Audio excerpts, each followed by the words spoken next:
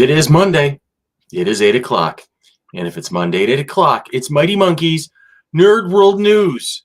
And I am your host, Henry Rollins. With me, as always, Joe Strummer. Good to see you, Joe.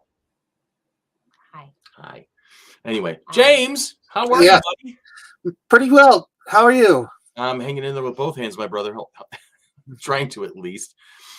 Peter's on board. Elizabeth is on board. Jason is here as well. It's good to see you guys. Oh, and there's Mr. John. John Parengau is on board as well.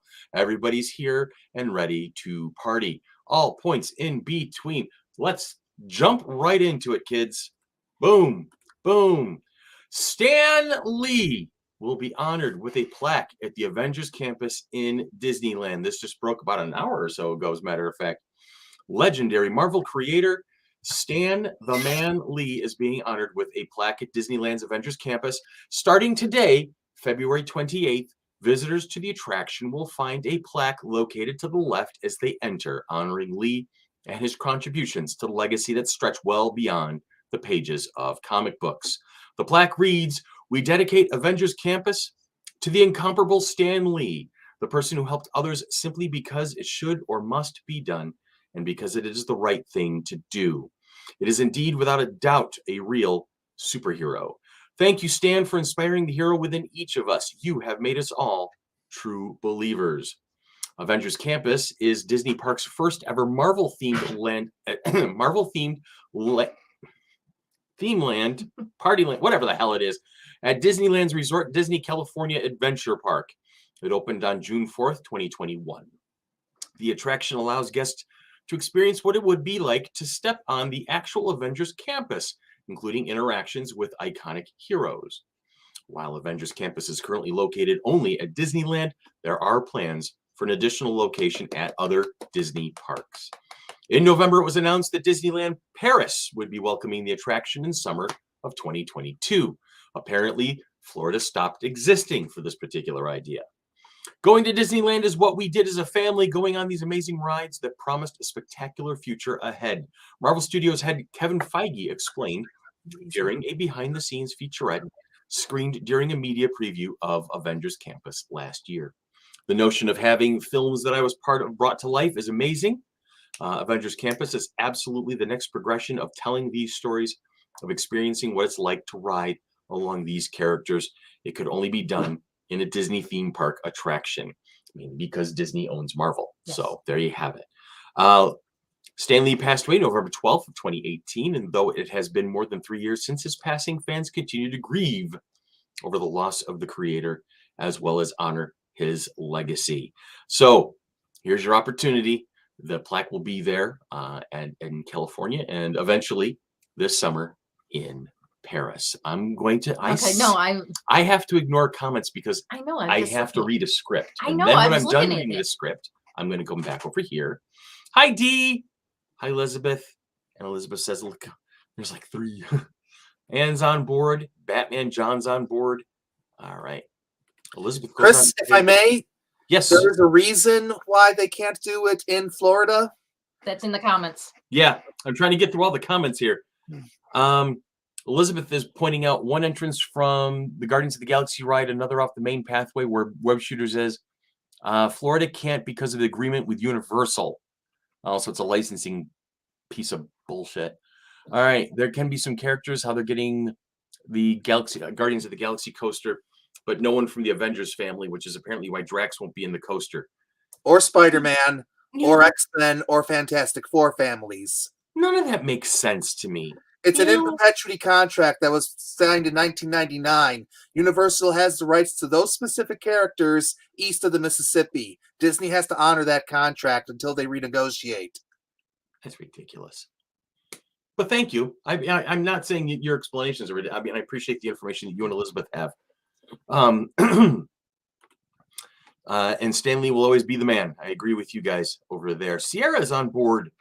And then Jason points out the obvious that nothing in Florida usually makes any sense, which we have to go with. Yeah. So, so that's a thing. But anyway, there's a plaque in California. We'll be in Paris, and maybe somewhere along the line someday we can see something in Florida. Yeah. Well, it's just now I'll have to go to Disney Paris or Disney. Doctor Strange is fair game for Disney in Florida. Okay, Doctor Strange. See, we can have a multiverse of madness with Florida Man and Doctor Strange battling it out. Florida Man? Florida Man. What the hell is Florida Oh, Man? if you don't know, you want to do some research before you go on your trip in 45 days. Just saying. And When did Disney buy Marvel? That's a good question. It's been because Disney bought Marvel and then It was roughly around the time Iron Man 2 came out. yeah. So I want to say it's got to be at least 8 or 9 years at this point that they've owned Marvel. It was right around the time that they got Star Wars too. Disney. Oh, look. When did Disney buy Marvel? 2009. December 31st. So, okay. So the Marvel Cinematic Universe was only a year old when that happened. All right. So at this point, give me just a second here. I got to go clicky and then I got to go spinny, spinny, spinny. I'm going to. I know. You have no faith in my camera moving. It's a freaking Logitech webcam. It's no bigger than a moist towelette. I can move it. You said moist.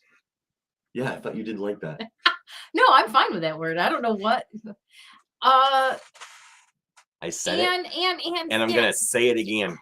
And you have to find out who Florida or what Florida Man is. That Chris was telling me Florida Man. So I don't know what he means other than Mickey Mouse is Florida Man. That's what I'm thinking. No. No. Florida Man is a demon and must be exorcised from the country. Anything Just stupid Google it. It'll make is sense. really treated to Florida Man. Okay, on that note. Yeah, you're gonna love this one. All right. Really, I Move on. I got things to do today. Yeah. I'm like, fortunately, I don't have any comics to talk about because on Wednesday, Anne and I are comic chicking. Yay! So if you want to find out what's going on this week, tune into Comic Chicks. And Anne spent a couple hours scanning comic books the other day, and she only got through a small section of them. So, yeah. All right. Other than that. So that's it. Mm-hmm. That's a huge contribution you've made to the show tonight. I know it is. Other than my beautiful presence here. Well, that's Yep. that's eternally effervescent. So now I'm going to look at Florida Man. Okay, you do that. And we're going to duck out because now it's James's turn.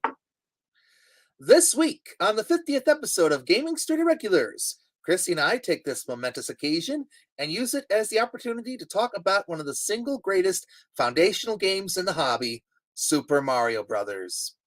Being a one-game episode, this one won't be quite as long as past episodes, but boy oh boy did we have fun talking about our memories of this game.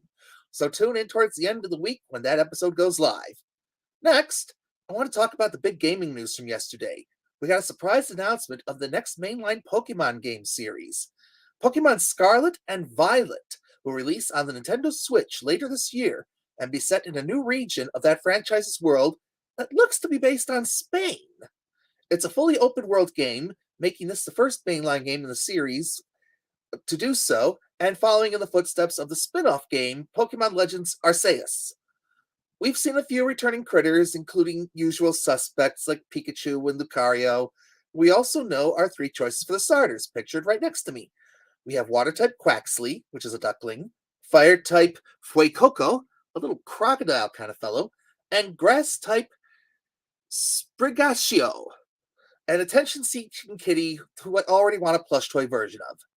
I'm sure Chrissy and I will talk more about this game as we get closer to release on Gaming Street Irregulars later this year.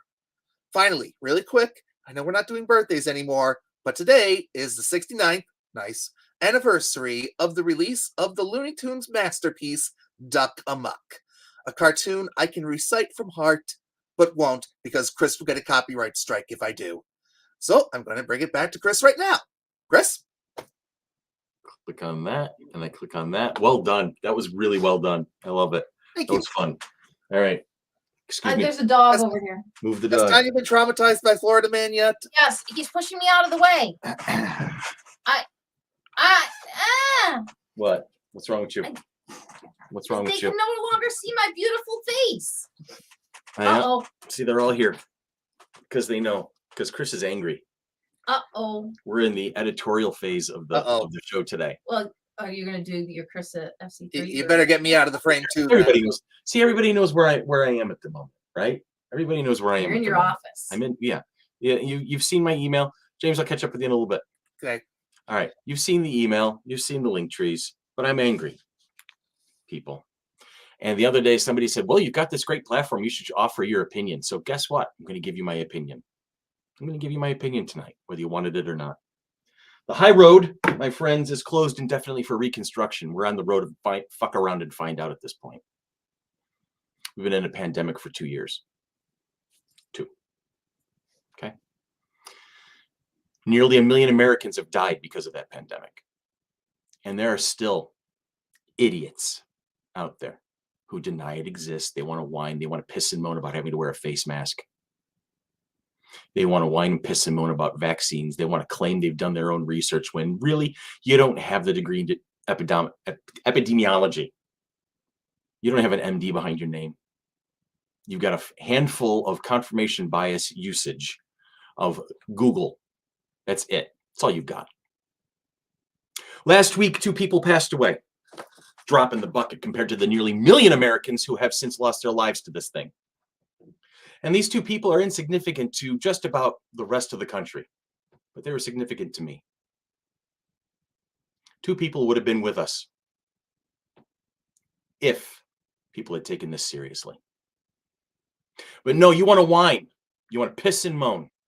You want to piss and moan about wearing a mask. You think I like it?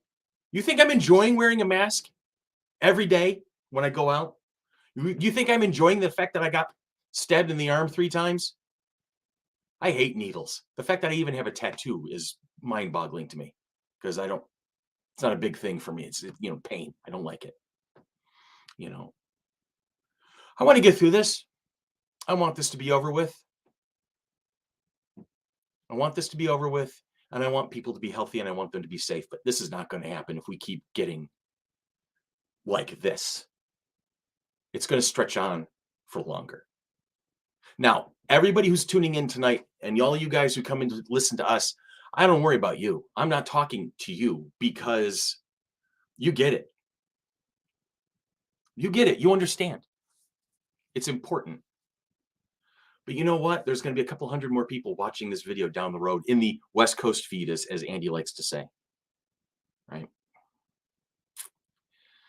And I want a lot of people to see this.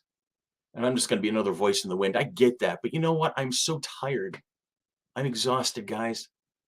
And I'm angry. 2 families are hurting, devastated today. And I don't want any others to feel that pain. Peter, I saw the comment. I don't think it'll ever be over. I get that. I want you to be wrong. Not against you, obviously. I just want that statement to be wrong. You got these freedom truckers that are cruising all over the place thinking they're all the shit. It's amazing to me. They don't understand what tyranny is. Halfway around the planet, people will understand what tyranny is right now as Russia invades the Ukraine. And all of Europe bans around the Ukraine to tell them, go fuck around and find out. I think that's been, it's disheartening to see how many innocent lives have been lost, but it's heartening to see how many people have rallied, countries have rallied to help against what real tyranny looks like, what real oppression looks like. So I have, over the past 2 years, have read the reports, have watched people crying because they're in pain, because they've lost people. We've had somebody very close to us succumb to the emotional damage of the pandemic. I don't want to see any more people hurt, and I don't want to see any more people sick. So, my friends, spread the word, please. Let's band together and hang in there, because you know what? What's so ridiculous to me is you wear a parachute, you jump out the plane, you're on your way down, and you're safe, and you're slowing down, and you're gonna make it to the ground okay. And then about 100 feet up in the air, you're like, oh yeah, you know what? I'm pretty slow. I should just go ahead and cut the parachute now and hit the ground from here, right? Because that's what it feels like we're doing. That's what it feels like we're doing. I don't get it. and I don't like it, and I want it to be over, and I want to have to stop. I want to have to stop wearing a mask. The rest is up to the rest of the country, I guess, and the rest of the world. Anyway, that's all I have to say. Stay safe. See you next week.